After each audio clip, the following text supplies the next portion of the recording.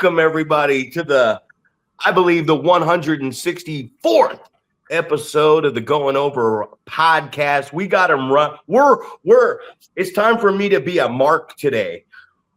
Big, my podcast partner's been running them back. He's been running them back every Wednesday. And if you ain't subscribing, we're still thriving, baby. It's your neighborhood friendly coach, trainer, promoter, and 44-year-old professional wrestler, Zack Primetime Reeb, and I'm joined alongside my podcast partner, the 7-foot wrecking ball, Paul Isadora.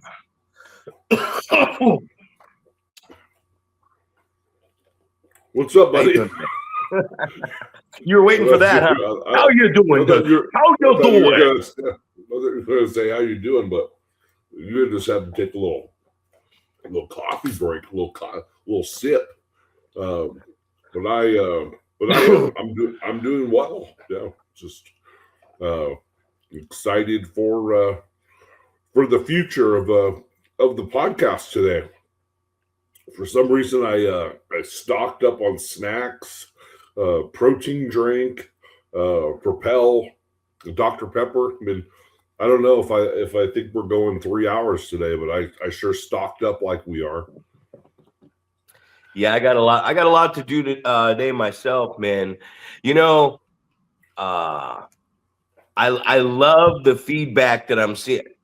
For the first time, I actually love, and it's happened before, but I love the feedback I'm seeing online because yesterday, I don't know what they're going to do with it, but I do know this as a man, as a wrestler, as someone who still is a fan of the product that gets disappointed a lot of times.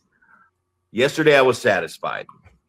And all you hear is Brock Lesnar's going to cost Obafemi the finals of the King of the Ring. And everybody's a booker, right? I love it that everybody's a booker and everyone paints all these scenarios. And then when they're right, the IWC, as they call them, the International Internet Wrestling Council, I believe it is. They're like, see, I told you what was going to happen. And it's like, man, you only got a few options, man.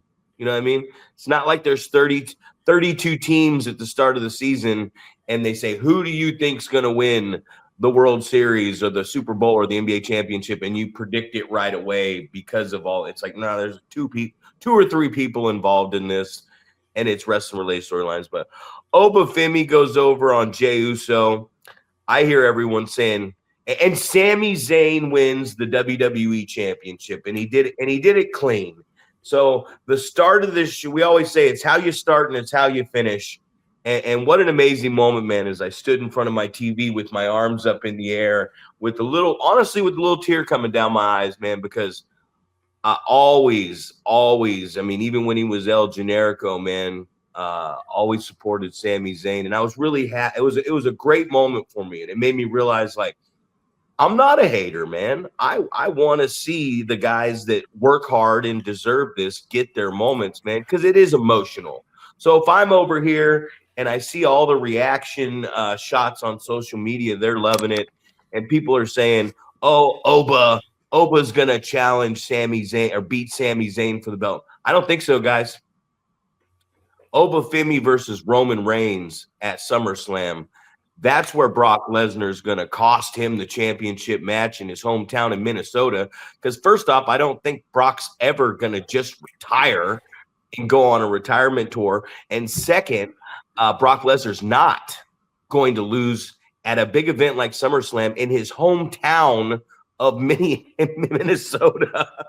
And Sammy's going to take a run for a while, man. So I don't know what they're going to do, but I do know this, that I was satisfied with my favorite wrestling company of all time, the WWE, the company that if it wasn't for Hulk Hogan, if it wasn't for Vince McMahon in sports entertainment in 1985, nobody, including AEW or any of these wrestling companies, would be doing what they're doing today.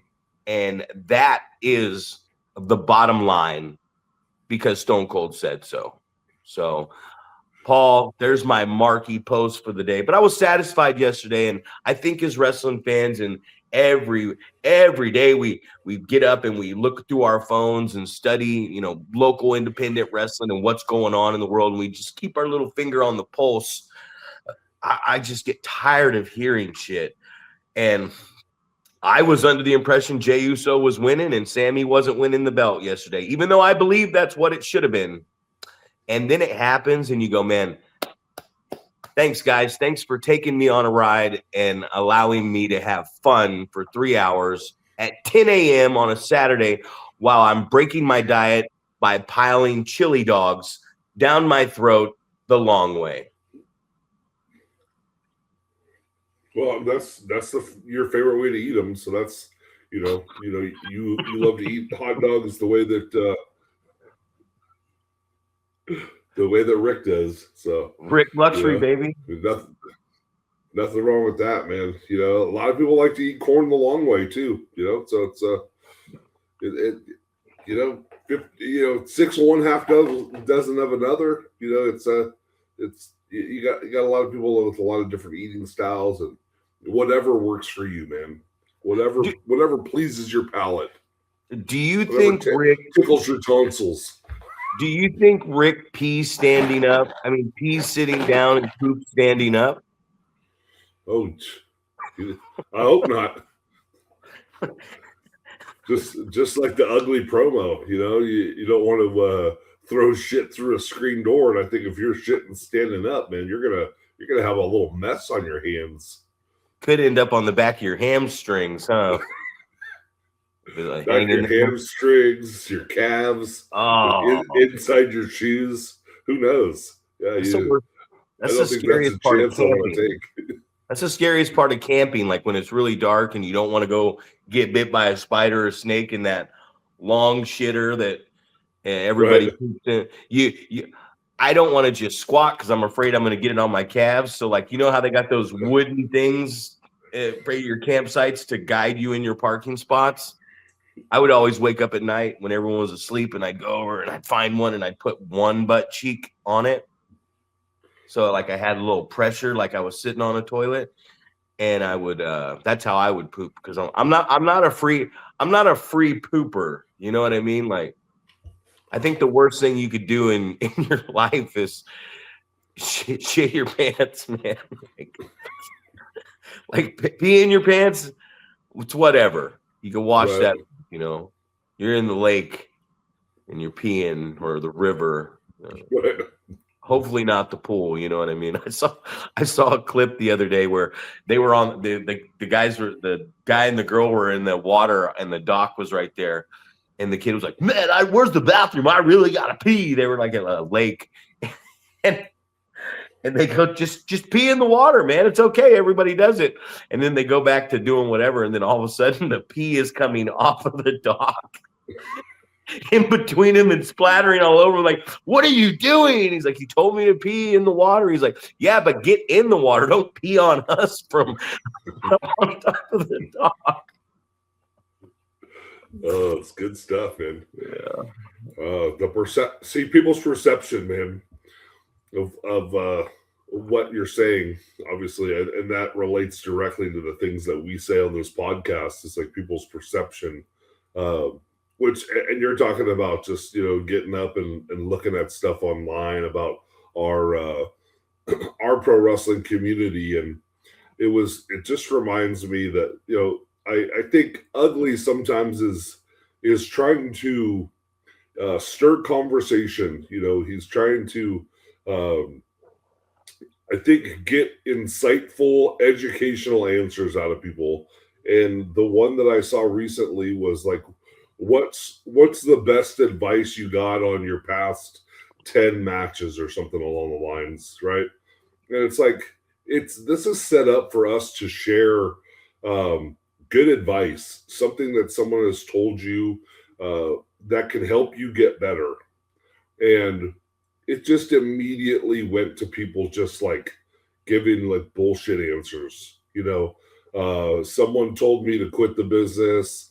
Someone said, don't throw a 450 splash. Like, just all of this just nonsense, when it's like a perfect opportunity. Like, what we're trying to do, right? It's like we're trying to give examples of things that we saw at a show that didn't make sense, and give some examples and um, ideas of how to fix it and make it make sense. And then it's just so frustrating. It's like um, I'm almost tempted to just like open the thread and just read every single one of them, and just go like, is this person taking the business seriously, or are we just like, this is the thing that I talked about weeks ago, just like, are we just making a joke of the wrestling business, or do we want to make the wrestling business better? It's like, I just don't understand these people that you're gonna buy,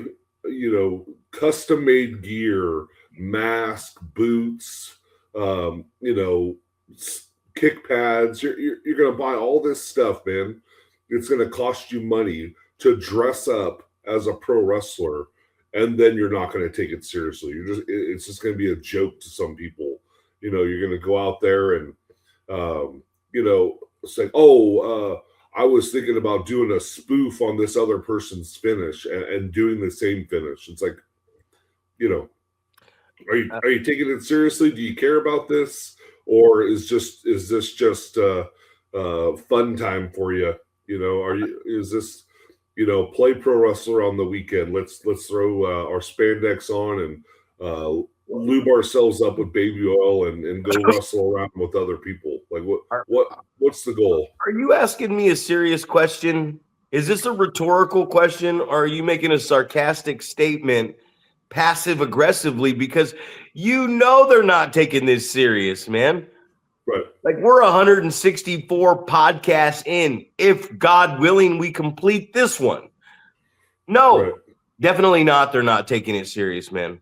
It doesn't take much the way I came up, the way you came up. We can say all the other names: Ugly, Choopy, Luster, Adam, Boyce, all the and we could sit there and we could jerk ourselves off, pat ourselves on the back, toot our own horns, reminisce of the days of the past. But no, it's not being taken seriously, man. I saw the other day, someone posted, I think Taz posted something, and everybody from Luster to everybody, a bunch of other people started commenting and sharing it. And he was saying, we don't work for free. If you're a professional, be a professional. But that's the thing. What is a professional wrestler? We use that term so loosely, man. We use that term so fucking loosely, because I get in the ring on training, and this is no knock. This is no knock on anybody for reposting that, because I agree. If you are a good professional wrestler that has put in the time, I agree. One more time, I agree you shouldn't be working for free. Because if you are a real professional wrestler, and this is the truth, if you are a really good professional wrestler, you're going to understand about promoting yourself. You're going to understand about promoting the company that you work for, doing a solid promo that's actually, going to go out there and share it and get it over on social media. And that's the thing. We're in this box. We're in this box of social media when there's so much else outside of social media. And that's what dictates if you have a good house with making money, or you don't have a good house and don't make money, is the fact, did this human being get up off their lazy fucking ass and go put up posters and flyers and promote their event in the town they're running in? Because if they did, attendance spike. And if they continue, it'll grow, especially if the product's not dog shit. If they don't, and they think that this box that we're both in right now on this social media is all they need to do, if you are living on this thing, commenting, posting, sorry, buddy, you're having a midlife wrestling crisis. Get the fuck out there and spread the word. Nothing's wrong with doing it on here. And it's your own, it's your volition, your choice. But what I'm saying is, what Taz is saying in that thing is 100% right. And I've seen a lot of the guys that I would consider pro wrestling that tell people don't work for free, don't work for free, don't work for free, don't do this, get your money's worth. But I'm not, like I said, and I have to say this, I don't really give a shit. But Paul, what percentage of guys in our area would you actually look at from where we've all come from and what we've all had to accomplish in the work that we put in just to be just to get, not even to make it to a major company, but just to have a real pro wrestler give us a thumbs up and a stamp of approval? How many guys right now, and people are going to get offended because they always do because they're very sensitive, would you say, what is the percentage of wrestlers in our area that you would say are not pro wrestlers, like real pro wrestlers? I don't care if you're getting a $25 payout or whatever, if you found a promoter to give you $100 payout. I'm talking about like knowledge, skill, can get in the ring and safely pull this off. I'm going to say, I'll say it, I think about 85% of what's around today. I'm not saying that they won't ever be. They're on the road working hard, but they're not pro wrestlers. It's such a term thrown around. It's a very loose term in what we do.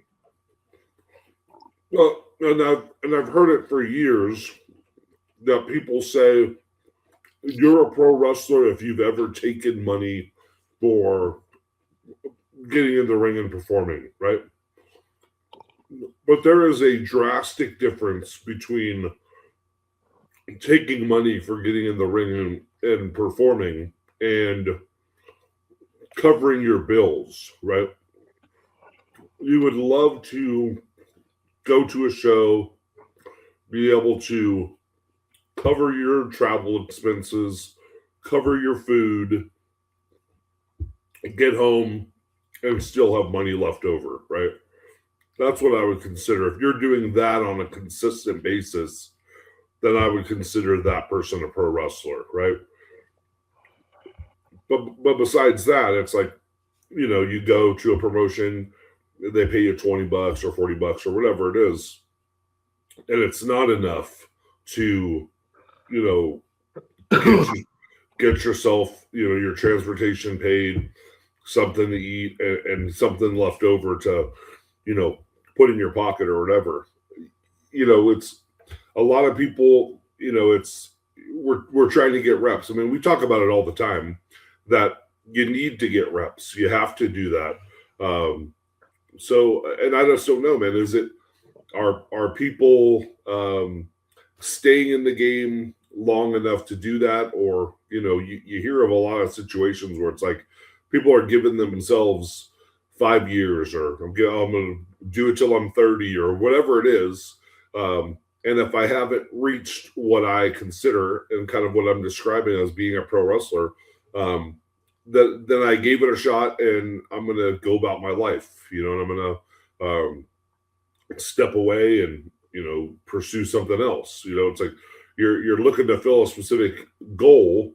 And then on the other side of the coin, you've got the other people that just are passionate about wrestling or just love watching it, or love to be able to say that they're a quote unquote pro wrestler because they're performing on a show. And in many cases, you have to buy a ticket to get in to watch it and things like that. So that's their definition of being a pro wrestler. So, I guess it just depends on what your definition is. I mean, you kind of talked about it being, you're able to go in there and put on a good performance. And, I think so many things go into that. You'd like to add in there that you're not hurting people and, you put on a believable performance. But, I feel like the majority of this podcast is us talking about how people are not putting on a good performance. They're literally just going out there and choreographing something that they perceive that the fans are going to be reacting to. And then when it isn't something that they're reacting to, they just continue to do the same thing regardless. It's like, oh, well, this is what we plan to do. This is what we choreographed. So we're just going to continue to do it. But, To answer that question, I mean, I think you're pretty close. I mean, I think 85%. I was going to say 90. You know, it's like there's not a whole lot of people that are out there, especially in our scene, that are you know, doing what I said, which is, you know, paying for transportation to get where they're going, being able to eat that day and put some money in your pocket. You know, I think it's few and far between. Um, and a lot of times it's because we have so many promotions out there, right? It's like, you know, I don't need to get a big payday because I'm going to work 3 shows in one day and I'm going to get my wrestling fix and all this different stuff. It's like, and the only way you can do that is if you're running free shows and asking people to volunteer to wrestle, or you're, you know, paying people $20 or whatever it is. Because, you know, when you look at a crowd and you go, hey, there's 40 people there, it's like, how are you paying 16 wrestlers off of you know, 40 paid attending? So, and how are you renting a building, and how are you getting insurance? Like, you know, you had mentioned to me the other week, like, you know, a lot of people they're using their real job, their shoot job, to pay for their hobby of pro wrestling. And, you know, so it doesn't make a difference if they're losing money on pro wrestling. They're just funding it with their regular job.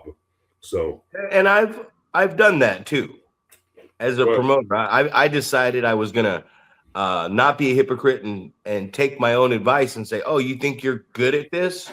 Well, let's see if you can just do this and how that works out for you. And it's been over 2 years, and I'm not going to sit here and lie. I mean, I've had some good nights that I make some money, but it's been a struggle, and it's a struggle I'm willing to go through. I'm not there yet, and that's okay. Here I am after 27 years going, I'm not there yet.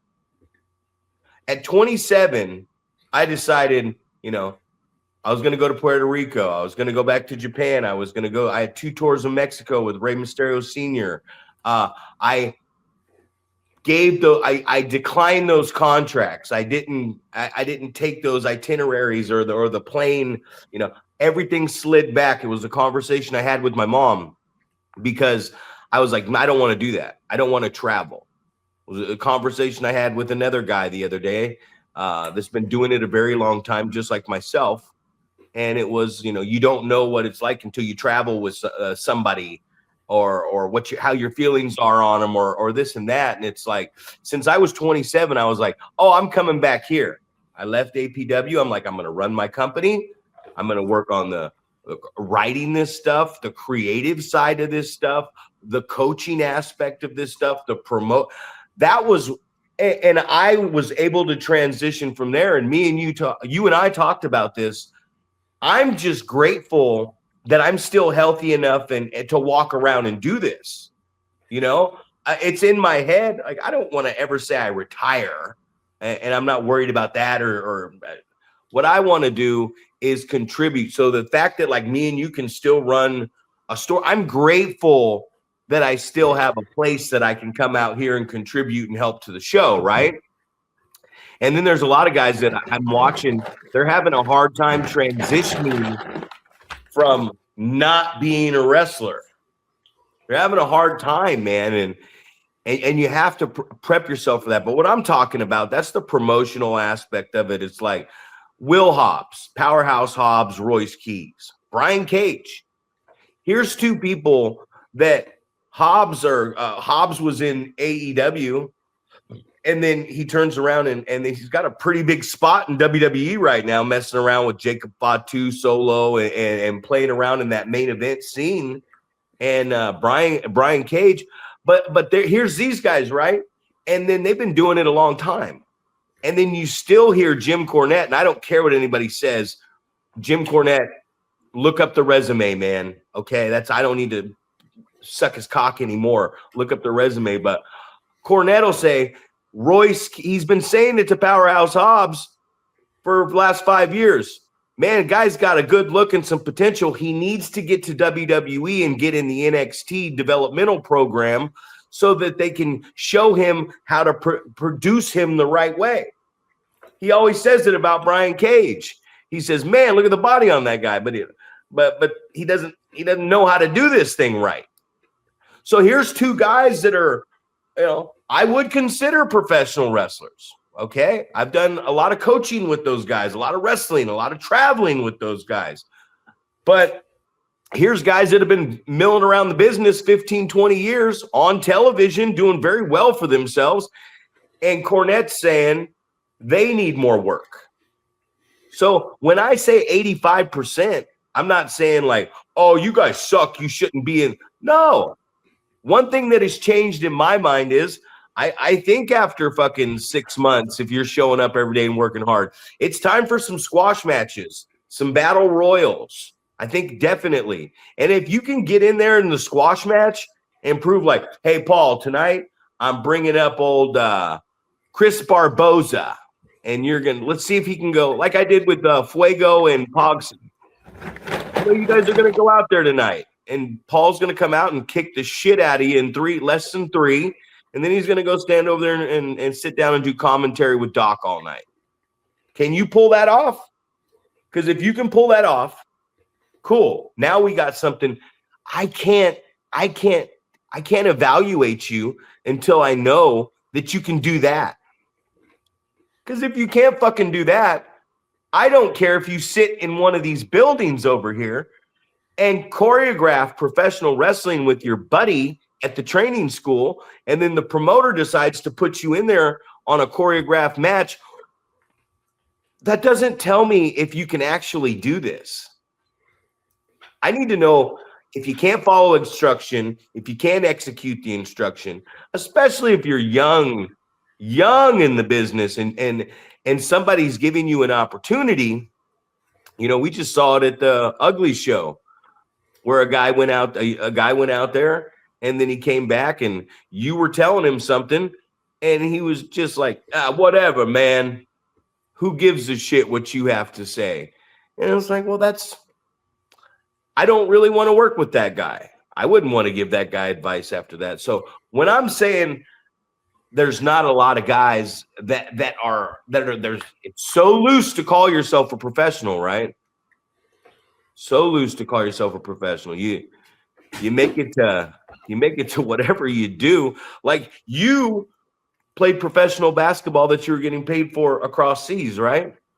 But you didn't play for the NBA. You know what I mean? And the NBA is where it's like, okay, this guy's made it to the NBA.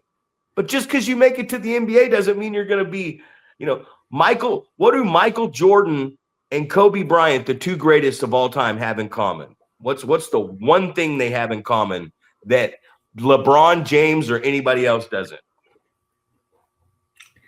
I don't know, man. Who was their head coach? Well, they both had Phil Jackson. Yep. There it is, baby. Both the two greatest, and that's the facts, have both said, I won't play for anybody but Phil Jackson. They both came up in the Phil Jackson regime, man, in the pros. That's their coach. And that's who they believed in. And they're the numbers 1 and 2, right? LeBron never played for Phil Jackson. So sorry, LeBron, I made you ain't the GOAT because you didn't play for Jackson like these two did. But that's the thing. It's the coaching. It's how you take the coaching. What are you I don't give a shit how many bookings you have. Trust me. I don't give a shit. Unless that booking is I'm with WWE and we're running, or I'm with AEW and I'm working for all these other promotions off of the back of that. These young guys need to understand it's not about saying you are a pro wrestler, a word that's not being used much anymore. And it really pisses me off because I believe in this word. Why is it not okay anymore to say I am an aspiring pro wrestler? Sorry, man. Sorry about that rant. That was just, you kind of were talking about the promoter aspect, which I agree 100% with you, but I wasn't talking about the promoter aspect of this. I was talking about how loosely people just call themselves pro wrestlers. And when a guy who's earned the right to have the stamp of approval by his peers and everybody else, which is what we're all working for in a sense, at the end, everybody is just like, no, man, it's okay to be an aspiring pro wrestler. And it's okay if you're not ready to be put in that ring. But to go back to my point, yes, if you are a pro wrestler that takes care of their body and travels and works hard in this industry and puts time into your gear, and you've been doing it a while, yeah, don't work for fucking free. But if you are somebody who still doesn't understand, this arm pulls you down for the schoolboy, if you don't understand what the baby face, the hot tag, if you don't understand, we talked about it the other day. We'll get into that in a brief. There's so much going through my mind right now. It was actually last couple of weeks have really changed, opened my eyes because I'm clear-headed paying attention. But yeah, sorry, man, about the rant. I just had to get it out there. It's okay to have some humility and be humble enough to say, maybe I'm not the John Cena of Northern California.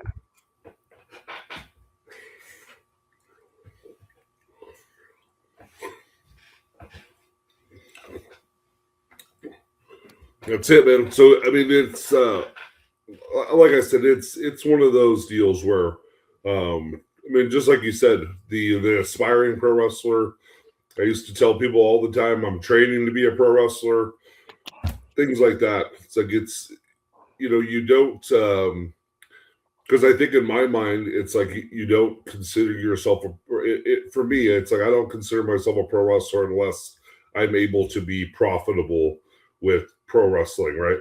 That's when I feel like I'm doing it professionally. You're making money off of it. You're paid to be a pro wrestler. It's not like I'm coming in and I'm getting compensated with a little bit of money, right? I'm trying to not come out of pocket to do pro wrestling. I think that's kind of the bottom line. That's kind of says it all right there, right? I'm not coming out of pocket to be a pro wrestler. So, or to do pro wrestling or to be on shows or whatever. So, I think that's kind of what it comes down to. But it is, you'd said something that also kind of triggered something in my mind. It's like, do people consider themselves a pro wrestler when they're no longer going to training?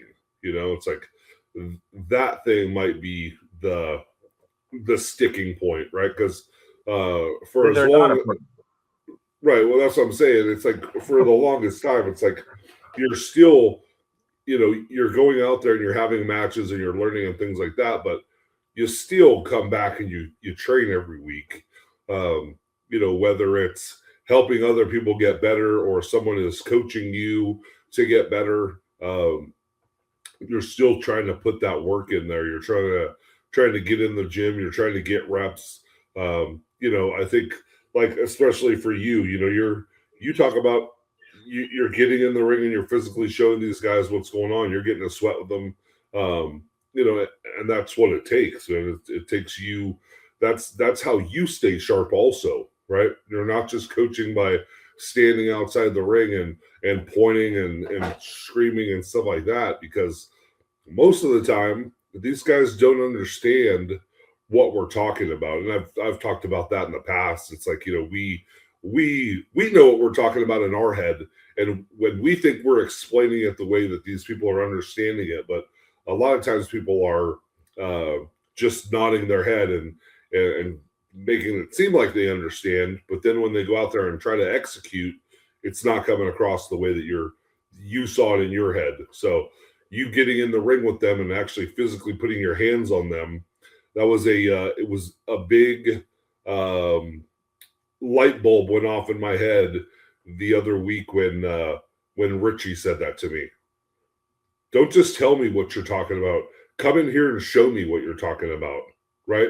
There's like two guys in the ring, and I'm trying to explain one thing, and it's like Richie's the ultimate student, right? He wants to know every aspect of everything. He wants to see things from every angle, how everything looks, and then for him to say that to me, like, why don't you come show me what you're talking about? a lot of people could go like, he's having an attitude or whatever, right? I don't want to just do it. I want you to show me what you're talking about. But it's realistic. That's exactly what it needs to be. It's like, that's how I'm going to stay sharp, is I'm going to get in there and I'm going to be involved in showing them physically what's going on and what I'm asking for, what I'm expecting, how it should look, why I'm doing it. We talked about that just the other day. The why for this stuff. The how for this stuff. So we're showing them how it's done, and we're telling them why it's done, and then if you can demonstrate the reason. You were talking about the hot tag stuff, and when you're in there and someone's showing you exactly what it is, and you're okay, here's what you're listening for right now, is the crowd to come up to this level, and if you do this, they're going to come up too quickly, and you're not going to get the ultimate reaction out of this. You should. Because how long I asked you, right? I said, how long do you think they're going to do this, or how long do you think they're going to do that for? And what was your answer? I said 10 or 15 seconds. And Rick's was the same. Yeah, it's gonna either be they get tired of clapping, or they've started a slow clap and they've increased the pace, and then at some point it's like, I can't go any faster than this, so I'm just gonna stop. Well, you've clapped for people, right? Of course. You said you went to I was talking about my 2-year chip, and you were talking about 5 years, 10 years at your work. So I want you to do right now, I'm going to make up a name, and you're sitting there with your family at this event, and we go, Bobby Magoo, 15 years. Ready? Let's go. Right. That's what I got for you. I might even start going. Sometimes I don't even want to do that. I go, when I was there, I was drinking coffee. I was like, fuck, good job, man. You know what I mean? So here we go. About that long, right? Yeah. And I'm trying to tell people, what am I trying to tell people? Who dictates the pace of who dictates what the crowd is doing in those tag team matches? It's the guy on the outside, the cheerleader. The cheerleader. How good of a cheerleader are you? Because you are the cheerleader. You are going to get that hot tag. And when you come in, oh man, I can't even get into what we've been working on, because I am so tired of seeing comebacks and hot tag where they come in, they're like, to think that this guy on the apron, boom, baby face, I'm going to get belly to back. I countered out. I've been getting beat up. Everything I got, belly to back. And then they go, well, by the time this motherfucker pulls his head up, we've already been clapping for 20 fucking seconds. The cheerleader has switched from hitting the turnbuckle with the knob on the end to stomping on his feet to now pandering to beg the crowd, come back up. You're literally saying it without understanding it. Come on, guys, let's start this clap again. Well, you fucking moron, if you would have let the bump and the referee come in and then the guy starts stewing a little bit and you go, okay, now it's time. Now you are literally controlling whether the fucking thing is going to be hot or cold as fuck. So then they come back. I've done it with veterans, the fucking scum. I said, hey, man, it was a cold tag. Keep them. And they're like, oh, I know what I'm doing. You know what I mean? Or it's like, well, apparently you don't. Because you're the fucking what? Cheerleader. You're the cheerleader. You are not the mark. They are the marks.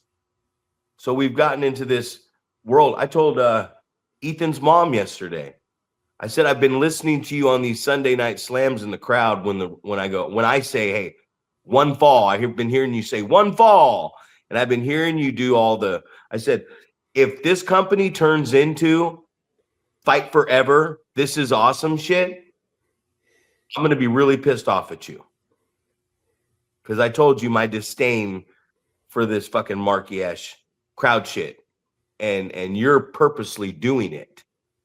And I know you're just trying to help, but you're doing exactly what I told you I hate as a fan to get these fans to do it. So my job as a performer is to keep these fans from, I want them to be real and authentic.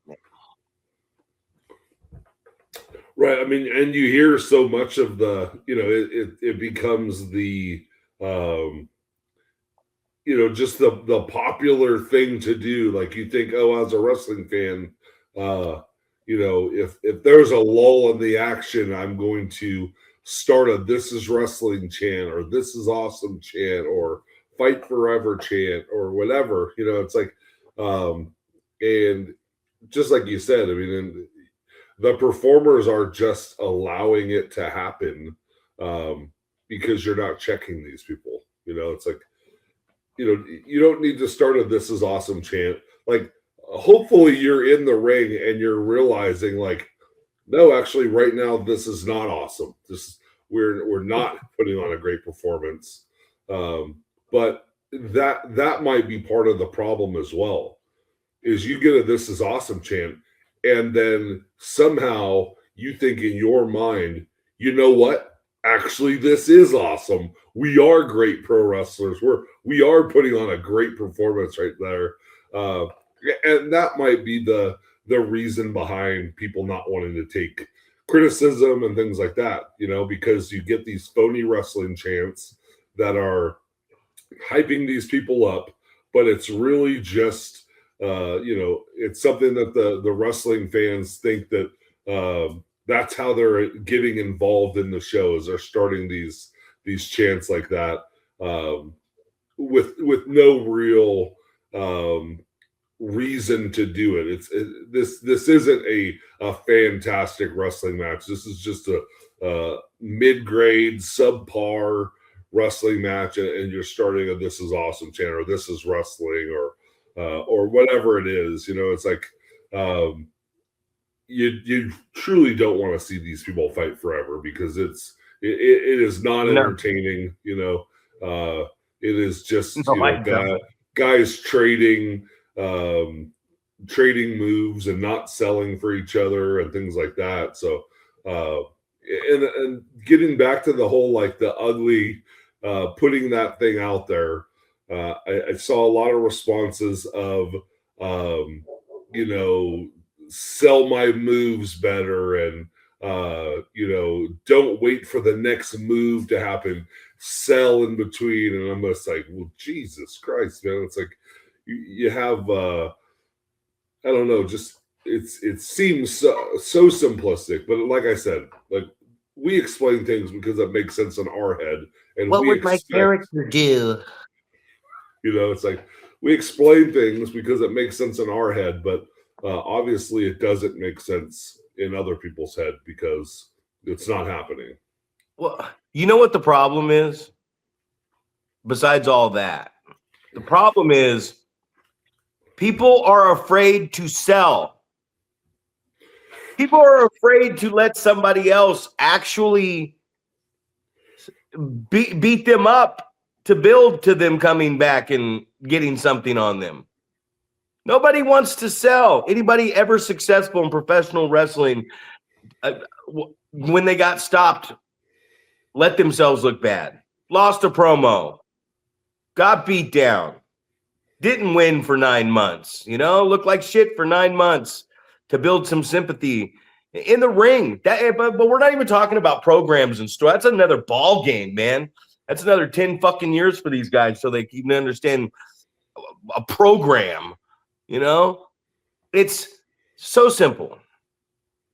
These guys are coming up to me, and this isn't just me talking shit. They're coming up to me going, I didn't really want to do a squash because I felt bad. I was talking to Bobby Bayou. He's like, I know how to do a squash. I just felt bad. And no diss on Bobby. I love Bobby. I love that kid. That kid is fucking just a good human being, helps out, drives the U-Haul, does whatever he's got to do, man, in the business. Great kid. But he says, I know how to do a squash. I just felt bad doing it to the guy. And I said, well, then you don't know how to do one because clearly you've never done one. If you felt bad doing it, you didn't do it. So you've never executed one in the ring. Yeah, you know what it is, but you've never done it. And you said, I felt bad not giving him any offense. Well, that's the fucking problem. You think my trainer put me in the ring and was like, oh man, I'm going to give you so much offense? No, man. He kicked the dog shit out of me until I earned a little bit of offense. He'd be like, oh, you can bounce up the rope and do this twisty thing? Cool. I'll whip you to the corner. You do that and land on underneath me. And then when you turn around, I'll fucking smoke you with the clothesline and you flip. You do this to draw attention to make me look good. And if you can do this, next time I'll give you a fucking arm dragger too. You earn the arm dragger too. But that's the problem is like, how are these guys supposed to get over when they want to do this 50-50 match? And they say, I understand I'm supposed to shine. They have the formula, right? Thawing, cut off, heat, hopies, come back, falsy, go home and pop the crowd. Let's get out of here, boys. I love the guys that talk about it. Like, they're like, yeah, we'll do a little, and I'm just like, shut the fuck up. I'm even sitting in the locker room looking at this fucking turd burglar going, shut the fuck up, man. Jesus Christ. You don't know what the fuck you're doing, and you look like a fucking idiot to everybody else. But if you're afraid to sell for the heel, and the heel's afraid to put, like, oh, you want me to beat this guy up for 5 minutes? Because I'm the bad guy? Yeah, motherfucker. Beat him up.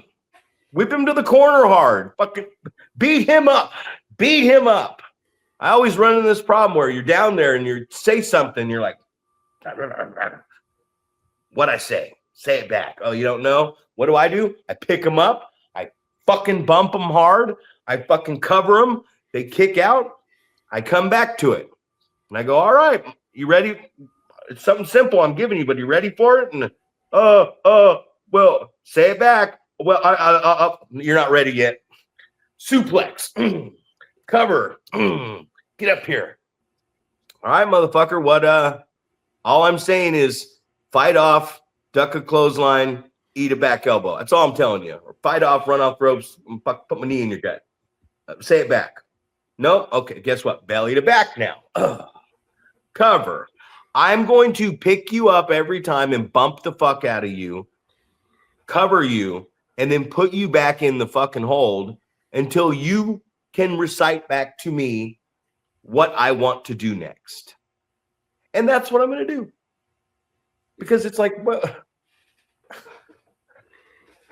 if I'm getting in the business, I always say it to you. If we're in WWE and John Laurinaitis or fucking whoever, they go, man, look at this 7-foot Paul guy. Hey, you, Zach, I know you got dreams of being the next Shawn Michaels or Bret Hart. Let's see what you guys can do for 3 minutes. I'm not going to go in there and go, all right, Paul, do you remember Undertaker Shawn at WrestleMania? I'm going to go, all right, man, you beat the fuck out of me, and I'm just going to sell my ass off for you and make you look like $1 million. And that is a professional wrestler. Well, and countless times I've heard the story of somebody sends in their, used to be sending your tape, sending your DVD, whatever. Now we're sending everything digitally, right? You send in your footage, send a match that you had or whatever. And how many times have you heard the response is, hey, who's the dude that's selling for you, right? Because we want that guy. We want to sign that guy. You know, your Sergio Santana story is the exact story, just like that, right? It's like, hey, send me a match. I need 5 minutes or whatever, and you know the confidence of a guy to send you a match where they're getting the shit kicked out of them for 5 minutes to make someone else look better, is, you know, that's the definition of being a pro right there, right?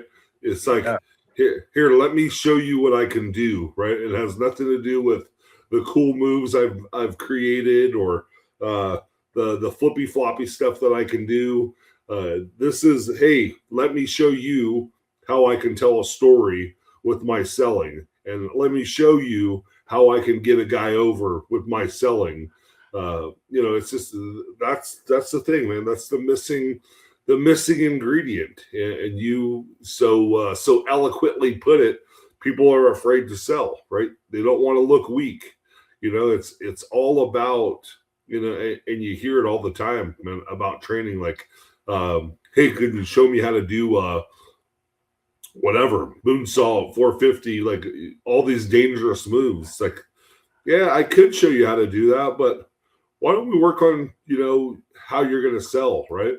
You're going to, you know, we used to always do the 4 corner drill where, you know, basically you're just taking heat in all 4 corners, right? Because I want to see how you can sell, right? I want to see how you can give an opening for a guy to take advantage of hitting you in the back or hitting you in the gut, or your face is available or whatever. You know, show me how you can sell, and that's how you're going to start getting matches, right? You're going to start getting work because you can do a good job of selling, and you can help put a guy over and get a story told. You know, get something accomplished out there.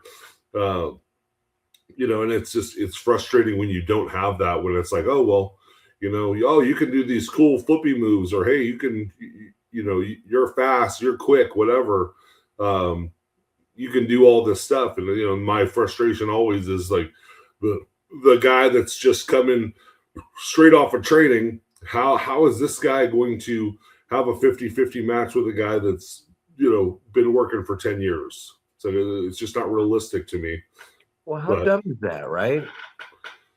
Like, how dumb is that when you think about it in that sense? I'm afraid to sell. Like, everybody goes, go watch Ricky and Robert Burton of the Rock and Roll Express. Go watch Steamboater. These are what we're telling you. Like, for fucking as long as I've been doing it, Mike Modest, whoever, the best pros have been telling you who to go watch. And they're telling you the same fucking name. So, was Ricky Steamboat afraid to sell? Damn, man. Chi-Town Rumble, huh? Steamboat beats Ric Flair for the World Heavyweight Championship with the good old-fashioned roll-up. Right? Sami Zayn, after 10 tries, 10 years, all these years, just won the championship with the good old-fashioned roll-up. Huh. The babyface was okay with winning the biggest matchups of their life by out-wrestling the heel with a roll-up. Hey, you're going to win the world title tonight. You're going to live your dream. The biggest thing you can do, Bret Hart Diesel, inside cradle. And guess how you're going to do it? You're not going to put him in a sharpshooter. You're not going to hit him with a super kick. You're not going to frog splash him. You're going to be selling for the heel, and you're going to catch something quick and out-wrestle and you're going to out-wrestle the heel. And you're going to get your arms raised, and now you're the champion of the fucking world at WrestleMania or at the biggest event that all these prestigious wrestling companies have. Why is the small package? Why is the inside cradle? Why is the schoolboy, the victory roll? Why are these things? Why have most championships over the years been won that way? Because the fucking babyface doesn't have an ego, and he knows that he needs to be selling for the heel. If the heel is not in control, whether you make a comeback or not, if it doesn't look like the heel is really going to beat you at the end of a wrestling contest, this is all I need to say. If it does, I don't care if the match is 7 minutes or if the match is 70 minutes. If it doesn't look like, especially after your comeback, the falsies, if it doesn't look like the heel is about to beat you, then you're never going to really get the emotional pop that you're fucking chasing. It's not going to happen because you, the baby face, just cleanly smoked the fucking heel with your move and covered him. It's going to be because you were at such a disadvantage. And you look at this guy. He's done. And they believe it. And then, I got this mother 1, 2, yes. Because it's the end of the fucking match. You shouldn't be able to just pop up and sit out powerbomb this guy. You know what I'm saying? It's like, less than 5. Fuck that time today. It's, if you're not selling, if I don't believe you're going to lose, I don't give a shit if you win. Well, I mean, you can't say much, better than that right there, right? And we talk about it all the time. It's like, if I don't think the babyface is in jeopardy of losing, then I could care less about the match, right? It's like there is no sympathy, there's no like suspense, anything like that. It's like, did I think you were going to lose that match at some point as the babyface? And if the answer is no, then it's like, well, I don't know what you're expecting. What type of reaction you're expecting from these fans if they never thought you were in jeopardy of losing. That's just storytelling right there. Modern wrestling. You have to. Modern wrestling. Right. If you're not. Well, who gives a shit? Say it again, Paul. It's modern wrestling. Times have changed. If we don't it doesn't matter if you do 1,000 spots or no spots. If this doesn't happen at the end. Yeah, if the fans don't care, if there's no risk of you losing, if there's no people thinking that you're going to get beat, then people don't care that you win. It's just the storytelling, man, unfortunately. And it's and we don't know what the answer is. We keep trying to help people with the, you gotta sell. I mean, I don't know how many times I've heard you say, save all your flashy shit for the comeback, right? Come back, let all your fucking fancy stuff out, and then work to the finish somehow. It's like, you don't need to do all the flashy stuff. You give me one move, then I'll hit you with some flashy stuff, and then back and forth. It's like you're never in jeopardy of losing if you guys are just going back and forth. You're in jeopardy of losing if the heel is kicking your ass and you're fighting back. You've got the fighting spirit. You never give up. And obviously you're in these situations that you're talking about with the roll up or inside cradle or whatever. It's kind of out of desperation, right? I'm trying to counter something. I'm trying to, not get beat here because I'm definitely in jeopardy of getting beat. So I'm just doing whatever. Right. And I'm just doing whatever I can to try to get out of their clutches, right? Try to turn the table somehow, right? So if those things aren't happening, then yeah, the fans could care less about what's going on. In closing, how am I? That's why there's not a lot of good heels, man. It's not about what you say coming out. How am I supposed to dislike you and loathe you if you're doing cool moves. How am I supposed to separate this guy I'm supposed to like and this guy I'm supposed to hate if you're both out there competitively doing the same shit? I can't dislike you. I'm like, fuck, dude. This guy just did a fucking ran up the ropes and did a 360 cork full. He just did a fucking poison rana off the top, and then he stood up and went, "Shut up, everybody!" And you're like, "Whoa, that was actually really fucking cool what you did." 640, boom, pops up to the feet, moonsault to perfection. 1, 2, ah! Come on, ref, you suck. Eat shit, fans. And you're like, well, okay. Shit it out and toss it out here to the crowd. Fuck, I'll eat your shit. That was an amazing fucking display of athleticism. Let the baby face do that. And if you got two guys in the ring that are both doing that, how about you team them up and you can send that energy towards a couple big guys that don't plan, or two guys that don't plan on doing that, and we got ourselves one hell of a tag team division. Paul, you got anything in closing? I do not. I do. Thank you for watching the Going Over podcast. Please hit that subscribe button. And remember, ladies and gentlemen, when you meet me in person, I'm going to shake your hand and I'm just going to go. I'm not even going to tell you my name if you don't know it. I'm just going to say, sell. You baby tonight? Sell. And I'm going to walk away. If you're the heel, I'm going to go. Sell. What's your name? My name. Are you babyface? Yep. I'm Zachy Sales. Okay. You heel? I'm Zachy Heat. Have a good night. I can be Zach Heat. I can be Zach Sale. Zachy Sales, Zachy Heat. But either way, thank you for watching the podcast. For Zach Primetime Reeb and the 7-foot wrecking ball, Paul Isadora. Hey, guys, it's okay to be an aspiring pro wrestler.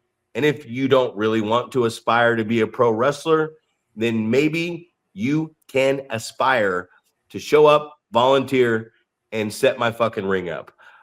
For Zack and Paul, hit that subscribe button. We're going over.